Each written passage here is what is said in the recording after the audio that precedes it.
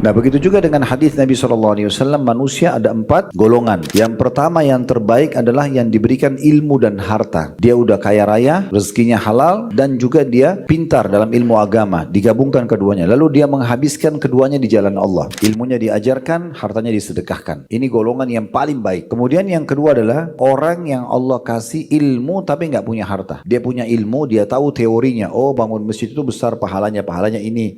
Sedekah pahalanya ini. Bantu harta dalam medan jihad pahalanya seperti, dia tahu teorinya, tapi dia nggak punya uang, dia nggak punya harta, cuma dia punya teorinya. Lalu kata Nabi SAW, dia dengan niat tulus dalam hatinya berkata antara dia sama Allah, ya Allah, kalau seandainya engkau karuniakan aku seperti golongan pertama itu, maksudnya memiliki ilmu dan harta, aku akan buat yang sama. Kata Nabi SAW, fahuwa biniyati fa ajruhuma sawa. Maka golongan kedua dengan niatnya tulus tadi, kalau dia betul-betul dikasih kesempatan seperti golongan pertama, dia akan buat yang sama, maka sama-sama pahalanya. Golongan ketiga adalah yang Allah kasih harta tapi tidak punya ilmu, kaya raya tapi nggak pernah tahu halal haram, habis hartanya dipakai pada kemaksiatan, bangun diskotik, karaoke, tempat-tempat maksiat, perjudian segala macam. Dia kaya raya tapi dia dosa. Kata Nabi SAW, ini orang yang buruk kedudukannya. Golongan keempat lebih buruk lagi, karena niat juga nih, dia tidak dikasih ilmu, nggak punya harta, sudah miskin, tidak punya juga ilmunya. Lalu yang dia lihat golongan ketiga, dia bilang dalam hatinya, dia niat bertekad, kalau seandainya saya juga punya harta, saya akan buat seperti orang ini, golongan ketiga yang bangun diskotik, bangun karaoke tadi. Maka dengan niatnya dia dapat dosa sama. Makanya kedudukan niat itu penting sekali,